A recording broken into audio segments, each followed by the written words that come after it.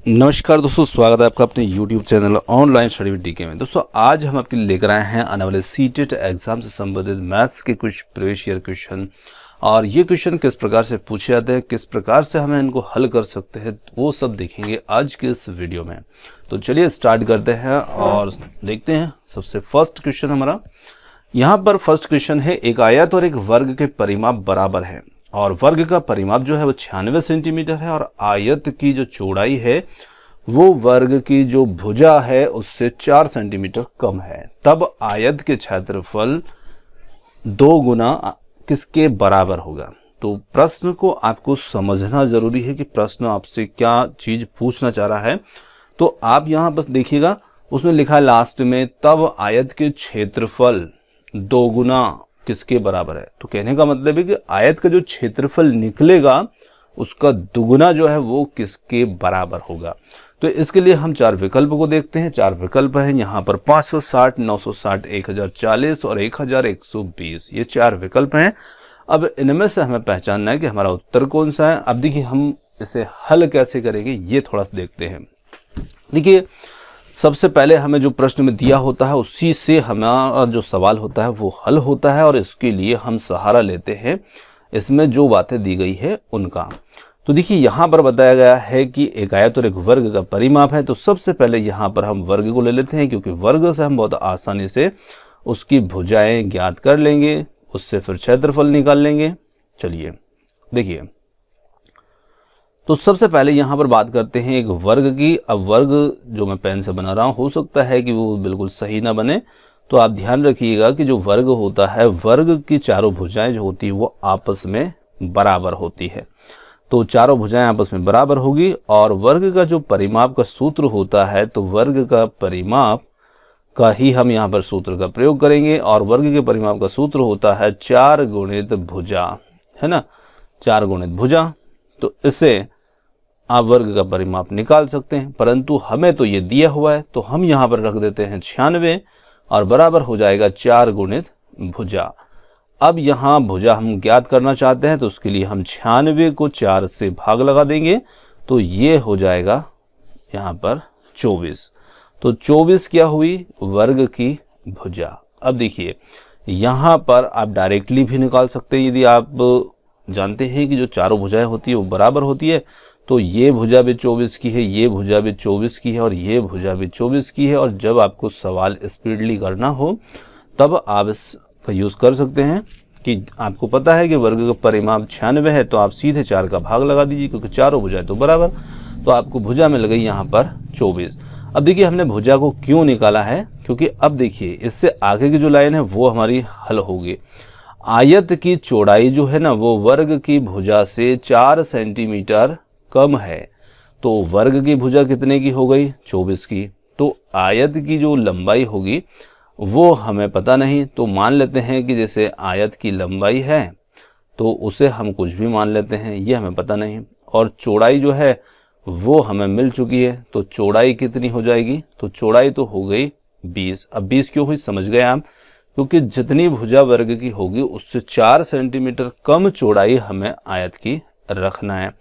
अब देखिए यहाँ पर कह रहा है कि आयत का क्षेत्रफल, तो अब इसके लिए हमें यहाँ पर जाना पड़ेगा पहले लंबाई को ज्ञात करने के लिए। चलिए यहाँ पर एक छोटा सा आयत है, उसका चित्र बना लेते हैं। तो देखिए ये यहाँ पर एक आयत है। अब इसकी लंबाई हमें भी ज्ञात नहीं है और चौड़ाई जो है वो हमें पता चल गई है कि 20 ये है। अब यहाँ पर हम क्या करेंगे, आयत का परिमाप जो है उसी का सूत्र लगा देते हैं। तो आयत का जो परिमाप होता है, यहाँ पर आयत का परिमाप और आयत का जो परिमाप होता है उसका सूत्र होता है 2 गुणित लंबाई प्लस चौड़ाई, है ना, ये उसका सूत्र होता है। तो यहाँ पर परिमाप हमें दिया है 96, क्योंकि आयत और वर्ग के दोनों के परिमाप बराबर हैं। तो 2 और यहाँ पर हम लंबाई को सीधा ऐसे रहने देते हैं और चौड़ाई रख देते हैं यहाँ पर 20, है ना। अब 2 का हम इसमें गुणा कर सकते हैं, 2 गुणित लंबाई और प्लस 40। अब इधर है यहाँ पर 96, तो 96 से हम 40 को माइनस कर देंगे तो बराबर यहाँ पर हमारी 2 और लंबाई निकल के आ जाएगी। अब जब हम इसे 96 से 40 को माइनस करेंगे तो उस स्थिति में इसका जो मान हमारा निकल के आएगा वो कितना आ जाएगा, 56, है ना। तो वो हो जाएगा यहाँ पर 56, और इस 56 के सामने है 2 गुणित लंबाई, और 56 में जब हम इसका भाग लगाएंगे 2 का तो ये निकल के आ जाएगी लंबाई। अब 2 से हम इसको भाग लगाएंगे तो ये हो जाएगा 28, है ना। तो यहाँ पर 28 जो है ये क्या हुई, ये हो गई लंबाई। अब आपके इस पास में यहाँ पर लंबाई भी प्राप्त हो चुकी है 28, चौड़ाई भी प्राप्त हो चुकी है, वो है 20।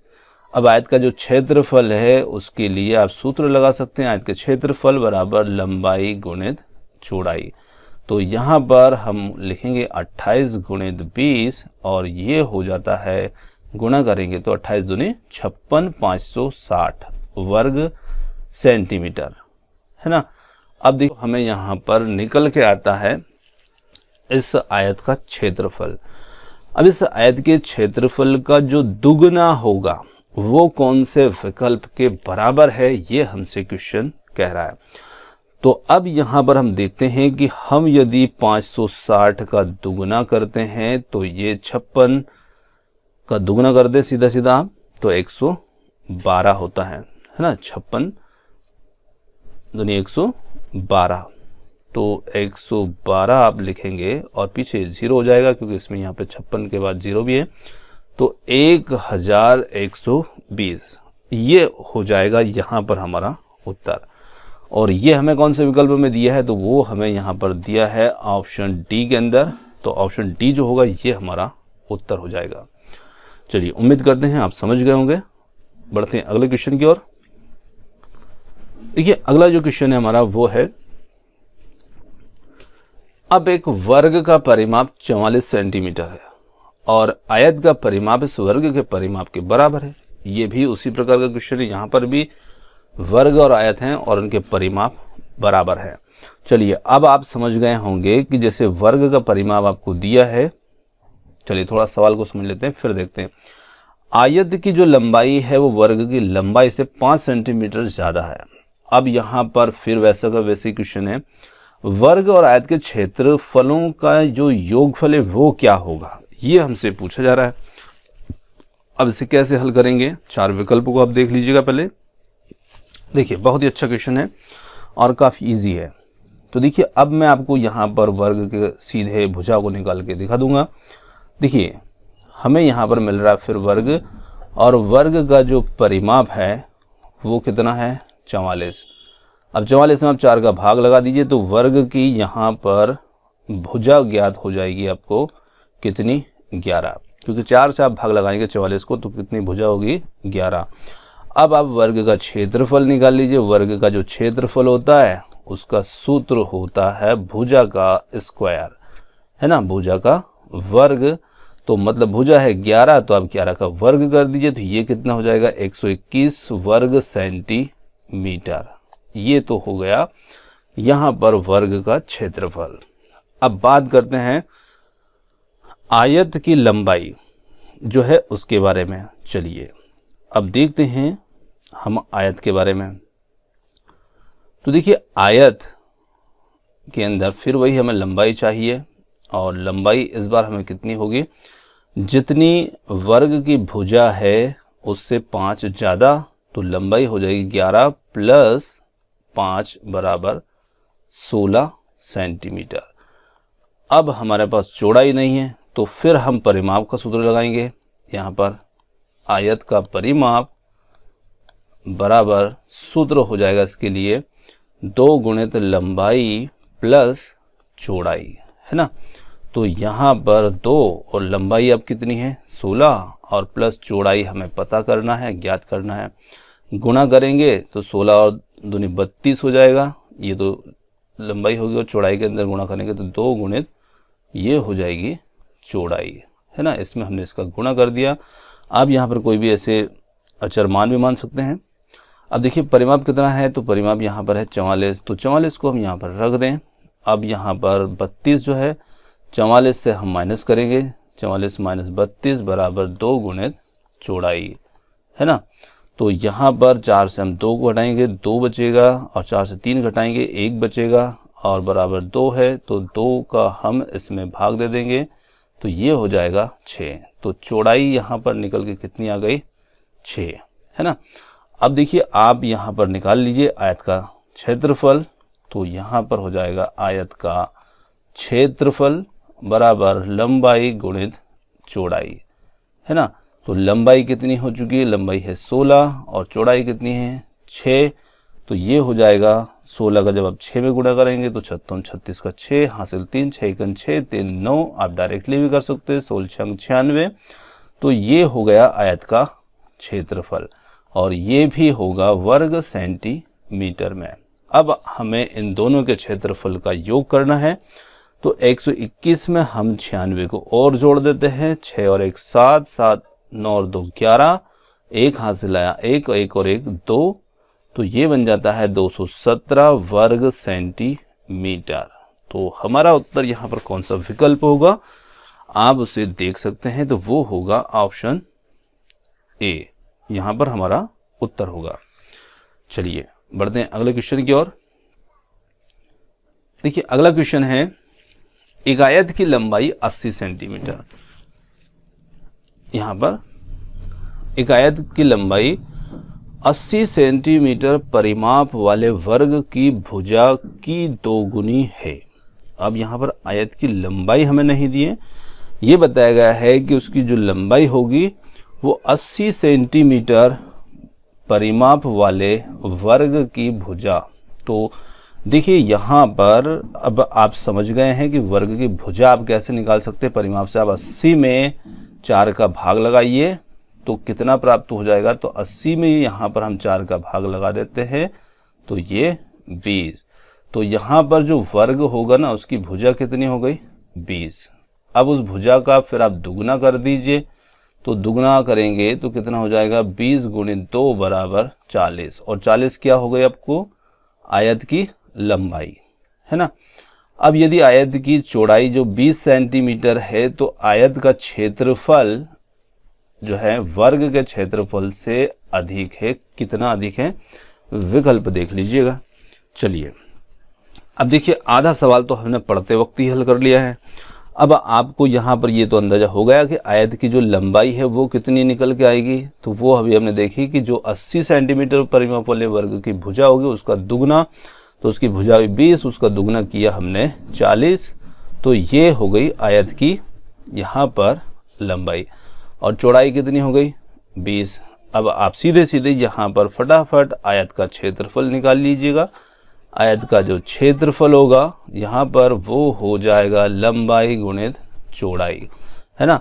तो लंबाई यहाँ पर हमने देखी कि 20, उसकी लंबाई है 40 और चौड़ाई है 20, तो ये हो जाएगा 800 वर्ग सेंटीमीटर, है ना। ये तो आयत का क्षेत्रफल हो गया। अब आप वर्ग का क्षेत्रफल निकालना है तो इस साइड वर्ग का क्षेत्रफल निकाल लेते हैं। वर्ग की भुजा कितने की है? तो वर्ग की भुजा हमने देखी कि वो है 20 की, है ना। तो 20 का आप वर्ग कर दीजिए, तो 20 का वर्ग कितना होता है? तो 20 का वर्ग हो जाएगा 400। तो ये यहाँ पर वर्ग का क्षेत्रफल हो जाएगा, क्योंकि वर्ग के क्षेत्रफल का सूत्र होता है भुजा का स्क्वायर, और वो हमने कर दिया 400। अब यहाँ पर 400 और इसका है आयत का 800। तो प्रश्न ये कह रहा है कि आयत का जो क्षेत्रफल है वो वर्ग के क्षेत्रफल से कितना ज्यादा है। तो वर्ग का कितना है? 400 वर्ग सेंटीमीटर, और यहाँ पर देख सकते हैं आयत का कितना है? 800। तो वो 400 से कितना ज्यादा है? तो 400 ही ज्यादा है।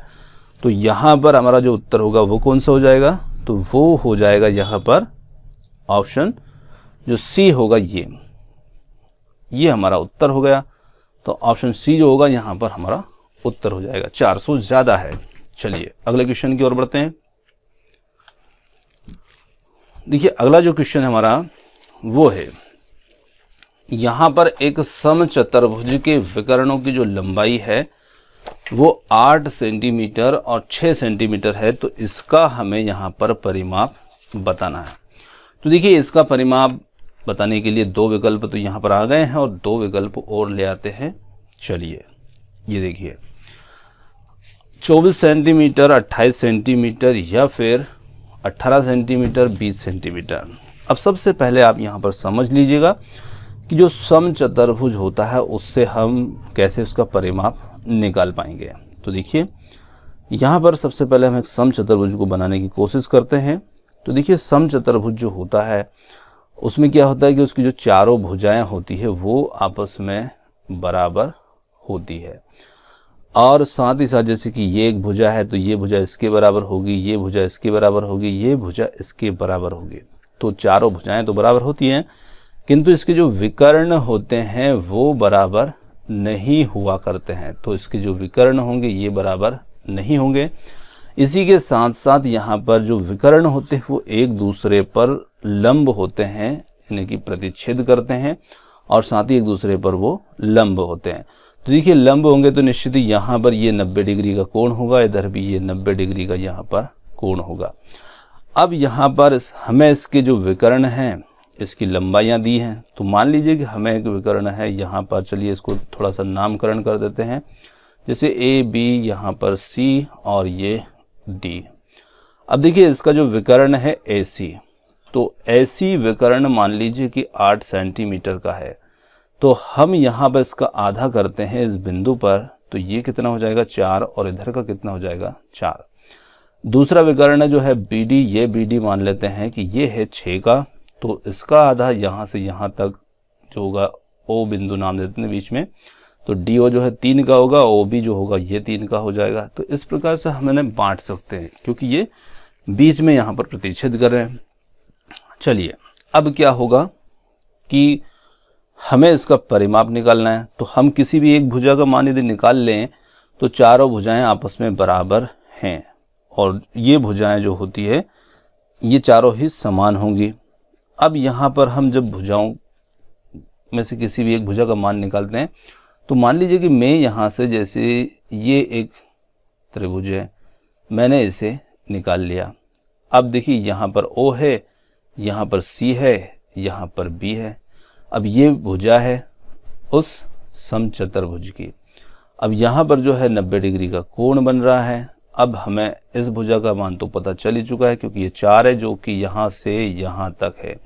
इस भुजा का मान भी पता चल चुका है, ये कितना है 3। तो अब इसके अंदर हम पाइथागोरस प्रमेय लगा सकते हैं और इस सामने वाली भुजा जो कि कर्ण के रूप में, इसका मान आसानी से निकाल सकते हैं।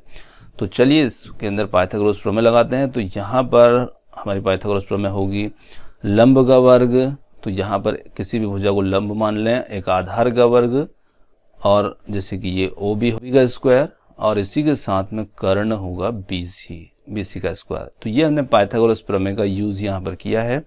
तो ये 4 का वर्ग हो जाएगा, ये प्लस यहाँ पर 3 का वर्ग हो जाएगा, और ये हो जाएगा BC का स्क्वायर।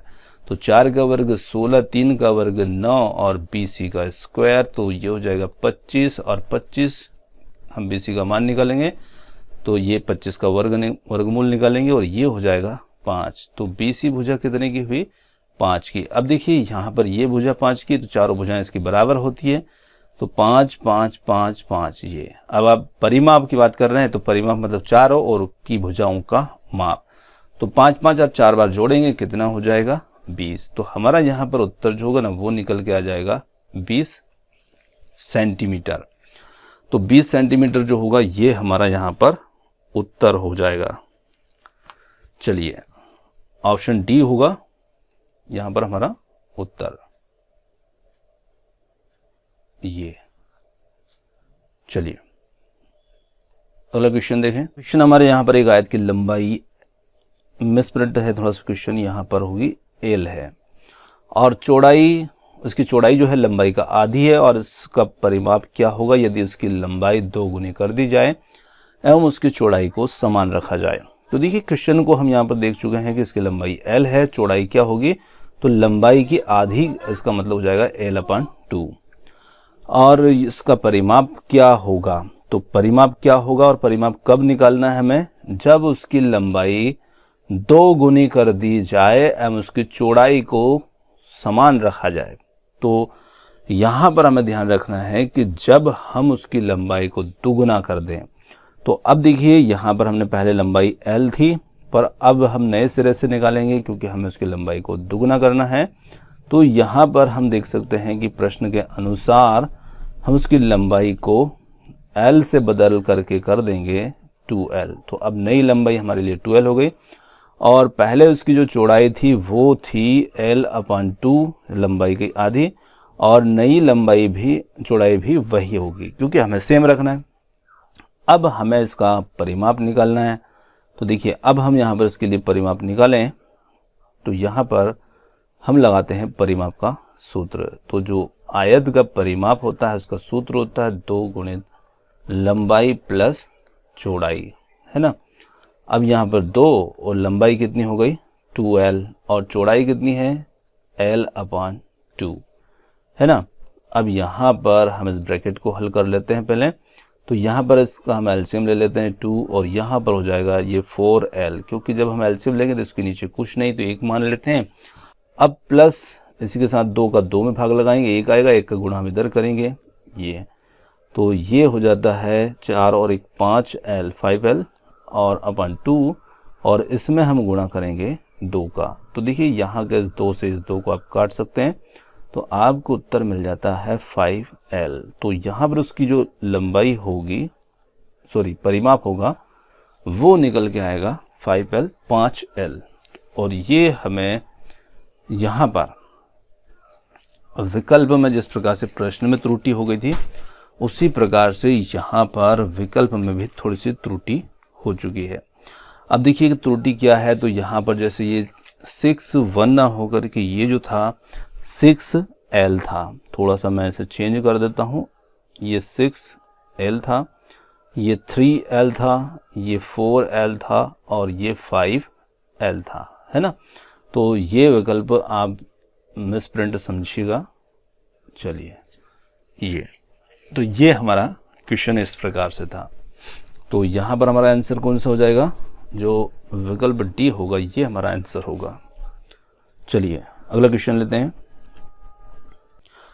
अगला क्वेश्चन है हमारा, एक वर्ग की भुजा 10 सेंटीमीटर है और यदि वर्ग की भुजा को 2 गुनी कर दी जाए तो नया परिमाप जो होगा वो कितने गुना हो जाएगा। तो यहाँ पर इस प्रकार के सवाल को हम किस प्रकार से हल करेंगे। चलिए विकल्प देख सकते हैं और विकल्प देख करके आप अपना उत्तर देना चाहें ज़रूर दीजिएगा।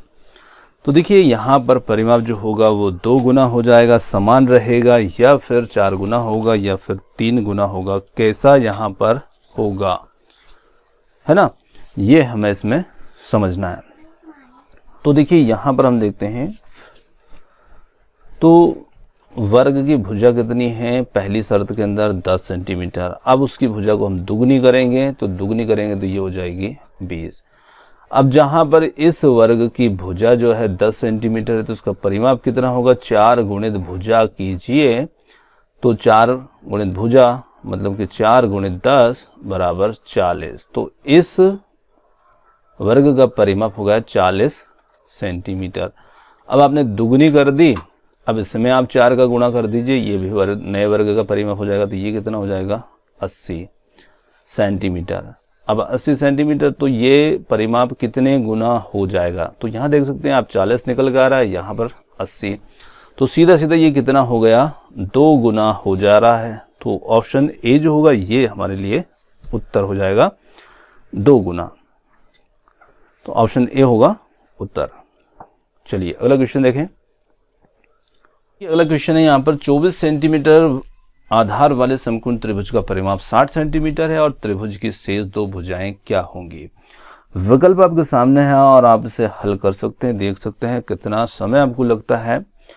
तो विकल्प यहाँ पर हमारे सामने 2 विकल्प हैं, पहला विकल्प है 16 सेंटीमीटर और 20 सेंटीमीटर। 2 भुजाओं के मान क्रम से दिए हैं, इसलिए हर विकल्प में हमें 2-2 संख्याएं देखने को मिल रही है। चलिए सॉल्व कैसे करना है, तो इससे हम यहाँ पर देखिए एक समकोण त्रिभुज बनाते हैं, क्योंकि हमें त्रिभुज दिया है समकोण त्रिभुज और उसमें यहाँ पर आधार दिया है हमें 24 सेंटीमीटर। तो ये मैंने थोड़ा सा इस प्रकार लिख दिया था 24 सेंटीमीटर। चलिए इसे नाम दे देते हैं कोई भी PQR। ये यहाँ पर एक त्रिभुज है। अब इसकी हमें एक तो भुजा RQ जो है वो ज्ञात करना है और दूसरी भुजा यहाँ पर PR ज्ञात करना है। तो यहाँ पर हम किसी भी भुजा को कोई भी नाम यहाँ पर दे सकते हैं। तो मान लीजिए कि जैसे ये 3 भुजाएं हैं, तो इस भुजा को मैं ए दे देता हूँ, इसको मैं बी दे देता हूँ और इसको मैं सी नाम दे देता हूँ, है ना। इसकी लंबाई जो है वो सी है, इसकी बी है, कुछ भी इस प्रकार से मैंने दे दिया। अब यहाँ पर हमें क्या करना है, पाइथागोरस प्रमेय का यूज़ करना है। और पाइथागोरस प्रमेय जो होती है वो होती है लंब का वर्ग प्लस आधार का वर्ग और का बराबर कर्ण का वर्ग, ये आप जानते हैं।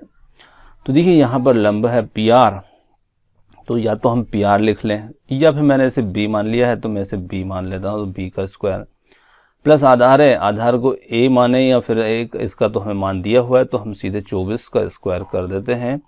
और कर्ण जो है उसे मैंने सी मान लिया है, तो इसे हम सी का स्क्वायर कर देते हैं।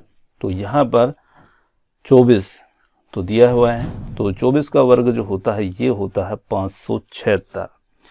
ये आपको ध्यान होना चाहिए ताकि आप सवाल बहुत जल्दी से कर पाएँ। अब देखिए यहाँ पर b को हम इस साइड पहुँचा देते हैं, तो c स्क्वायर के साइड में पहुँचाएंगे तो ये हो जाएगा b स्क्वायर। अब यहाँ पर 576 बराबर c square minus b square, तो यहाँ पर 576 बराबर इसे हम 2 बार लिख लेते हैं, एक बार प्लस में एक बार माइनस में, सॉरी c माइनस b और c प्लस b। जब भी हमारे सामने कोई ऐसी संख्या हो जो जिस पर दोनों घात लगे हों और बीच में माइनस हो, तो हम एक सूत्र का प्रयोग करते हैं और उससे हम इसे 2 बार प्लस और माइनस में बिना घात के इसे लिख सकते हैं। तो देखिए इस प्रकार से लिखने का जो हमारा कारण है वो क्यों है, ताकि हम इससे सवाल को हल आसानी से कर पाएंगे। चलिए अब देखिए यहाँ पर जो तीनों भुजाएं थी, मैं थोड़ा सा ऊपर लिख रहा हूँ क्योंकि हमें जगह कम लगेगी, तो इसलिए मैं यहाँ लिख रहा हूँ। देखिए ए भुजा, बी भुजा और सी भुजा, और तीनों का माप कितना है 60। अब हमें ए का तो पता है कि ये 24 है और बी प्लस सी का पता नहीं है, तो 60 है, या बराबर इनकी माप 60 है। अब हम b प्लस सी को ज्ञात करना चाहते हैं, तो हम 60 में से 24 का पक्षांतर करेंगे और इधर माइनस कर देंगे, ये 24, तो 60 से जब हम 24 को माइनस करेंगे तो ये हो जाएगा 36। b प्लस सी का मान कितना निकल के आ गया 36। तो ये हमारे लिए एक समीकरण हो जाएगी b प्लस सी बराबर 36। और यहाँ पर अब हम आते हैं वापस यहीं पर जहाँ पर हमने इसे छोड़ा था, 576 बराबर c माइनस बी और c प्लस बी पर। देखिए अब यहाँ पर मैं थोड़ा सा इसको साइड चेंज कर लेता हूँ या यहीं पर लिख देता हूँ। चलिए 576 c माइनस बी और c प्लस बी की जगह पर हम लिखेंगे यहाँ पर 36, क्योंकि हमें c प्लस बी या b प्लस सी दोनों राशियाँ प्लस में है, तो आप किसी को किधर भी आगे पीछे लिख सकते हो, कोई दिक्कत नहीं है। तो यहाँ पर ये हो गया 36। अब यहाँ पर 576 में जब हम इस 36 से भाग लगाएंगे और यहाँ c माइनस बी, माइनस वाले में आप ऐसा नहीं कर सकते हैं कि आप प्लस एक साइड भी लिखते हैं उसको, परंतु प्लस वाले में हम ऐसा कर सकते हैं। देखिए अब यहाँ पर इसे हम 6 से भाग लगा देते हैं, तो 6 से 36 को काटते हैं तो 6 बार कट जाएगा और 6 9 में ये हो जाएगा 54 और बचेंगे 3 और 6 36 6 और 6 से हम 96 को काटेंगे तो ये हो जाएगा 16 बार, है ना। तो 16 बार आप 36 से जब 576 को भाग लगाएंगे तो ये जाएगा 16 बार। तो यहाँ पर c माइनस बी का जो मान निकल के आ रहा है वो कितना आ रहा है, तो वो आ रहा है 16। और c प्लस बी का मान हमने देखा, चलिए c प्लस बी बराबर था 36 और c माइनस बी बराबर आ रहा है 16। अब आपने विलोपन विधि का नाम सुना होगा, उस विधि से इसे हल कर लेते हैं। तो जिसमें दोनों संख्याएं प्लस माइनस की होती है वो कट जाती हैं और ये हो जाता है 2c और बराबर जोड़ लेते हैं इनको दोनों को, 6 6 12 का 2 3 1 4 और 1 हो जाएगा 5। तो यहाँ पर c बराबर 52/2, क्योंकि c का मान निकालेंगे तो इससे काटेंगे तो ये हो जाएगा 26। तो अब हमें सी की वैल्यू निकल के आ चुकी है यहाँ पर 26। अब देखिए, अब आप वापस यहाँ पर जा सकते हैं या सी माइनस बी में जा सकते हैं, किसी भी समीकरण। जैसे सी माइनस बी बराबर हमें कितना था, 16 था, तो अब हमें सी का मान प्राप्त हो चुका है 26 और माइनस बी बराबर 16। तो हम बी को उस साइड लेके जाते हैं, पक्षांतर कर देते हैं और 26 से हम 16 को माइनस करेंगे तो ये हो जाएगा 10। तो यहाँ पर b बराबर कितना मान निकल के आ गया, 10। तो b बराबर 10 और c बराबर 26। तो ये कौन से विकल्प में दिया है, तो ये हमें दिया है ऑप्शन डी के अंदर। क्योंकि यहाँ पर अब विकल्प आपको शायद दिखने में परेशानी आ रही हो, तो मैं और भी इसे अंडरलाइन कर देता हूँ, सर्कल बना देता हूँ, घेरा बना देता हूँ इसके चारों। ये देखिए, तो यहाँ पर ये हमारा उत्तर हो जाएगा 10 और 26 सेंटीमीटर। तो यहाँ जो हमारा त्रिभुज जिसे हमने बनाया था, उसमें यहाँ पर हमारी जो भुजा निकल के आएगी, ये तो हो जाएगी c बराबर 26 और b बराबर हो जाएगी 10। और आप तीनों को जोड़ सकते हैं, इनका परिमाप आपको इतना 60 होना चाहिए। तो आपका उत्तर बिल्कुल सही है। देखिए, 24 और 26 को हम जोड़ते हैं तो ये 50 हो जाते हैं और 10 ये जोड़ते हैं तो 60 हो जाते हैं। चलिए अगला क्वेश्चन देखते हैं। बहुत ही अच्छा क्वेश्चन है अगला हमारा। यहाँ पर एक पहिया 88 किलोमीटर की दूरी तय करने में 1000 चक्कर लगाता है, तो पहिए की त्रिज्या कितनी है, ये हमें इसमें निकालना है। चलिए विकल्प देखिए और आप उत्तर बताइए जरा कितना होगा। देखिए, चलिए सॉल्व करते हैं। देखिए, पहिया 88 किलोमीटर की दूरी तय कर रहा है। अब मान लीजिए, जैसे मान लीजिए कि यहाँ पर मैं एक दूरी बना लेता हूँ, जैसे कि ये दूरी मान लीजिए आप कि यहाँ से यहाँ तक जो है वो 88 किलोमीटर की दूरी है, 88 किलोमीटर, है ना। अब यहाँ से भी यहाँ तक पहिया जब घूमते हुए गया तो पहिए ने एक चक्कर लगाया, फिर उसने दूसरा चक्कर लगाया, फिर तीसरा लगाया, इस प्रकार से उसने 1000 चक्कर लगाए। अब देखिए, पहिया तो गोल होता है और जब वो चक्कर लगाता है तो वो ऐसे चलता है। अब मान लीजिए कि यहाँ से एक चक्कर हो गया, अब मैं इसे यहाँ से काट देता हूँ और मैं इसे सीधा फैला देता हूँ, तो ये भी दूरी बनी ना इसकी। अब ये इतनी दूरी जो है, इसका मैंने गोल ऐसे तार बना दिया, तो ये पहिया बन गया। अब ये जो दूरी है, ये एक चक्कर की दूरी है। पहले आपको ये भी समझना है इसमें कि एक चक्कर का मतलब क्या होगा।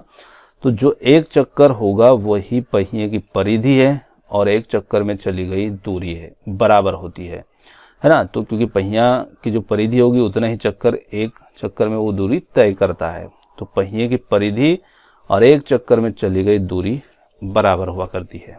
अब आप सवाल को बहुत आसानी से समझ पाएंगे।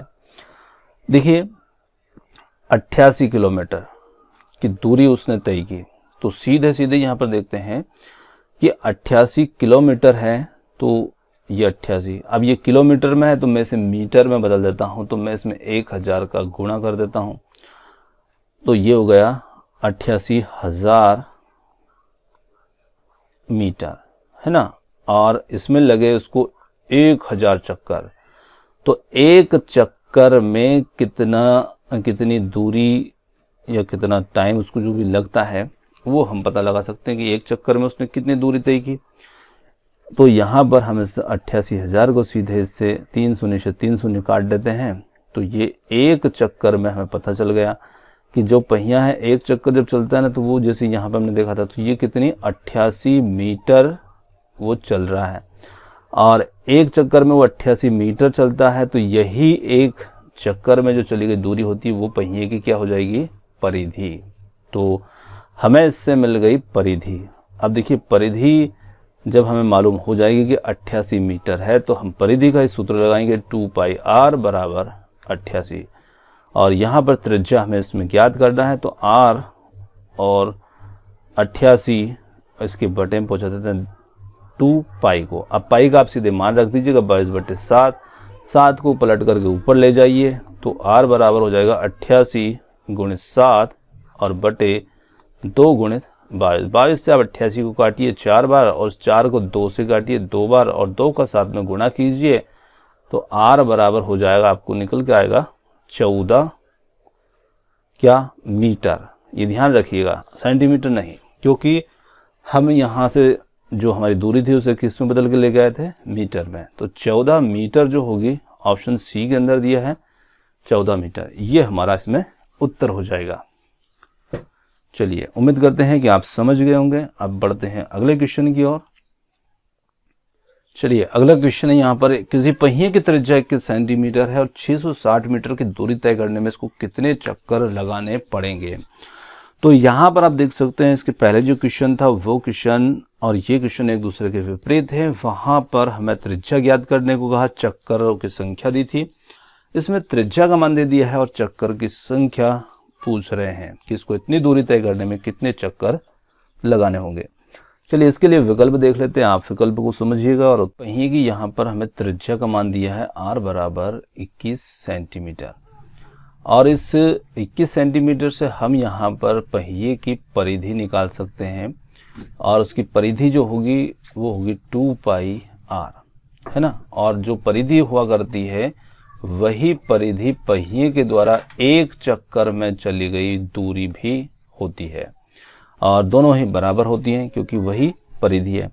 अब इस परिधि के सूत्र से हम यहाँ पर 2 गुणित 22/7 और 21 इसकी त्रिज्या है।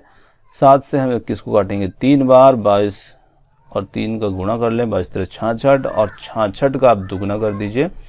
तो यहाँ पर जब आप 66 का इसमें दुगुना करेंगे तो ये हो जाएगा 132 ये, और ये 132 क्या होगा, सेंटीमीटर, क्योंकि अब आपको त्रिज्या यहाँ पर सेंटीमीटर में दे रखी है, तो ये ध्यान रखना है। तो एक चक्कर में यहाँ पर पहिया 132 सेंटीमीटर की दूरी चलता है और वही उस पहिए की परिधि है। अब आपको उसे 660 मीटर चलाना है ना, और ये मीटर में, ये भी आप ध्यान रखिएगा। और आपके पास जो एक चक्कर की दूरी है वो है 132 सेंटीमीटर। तो कितने चक्कर लगाने पड़ेंगे, उन चक्करों की यहाँ पर हमें संख्या ज्ञात करना है। तो उसके लिए हम 660 मीटर में 132 का भाग लगाएंगे।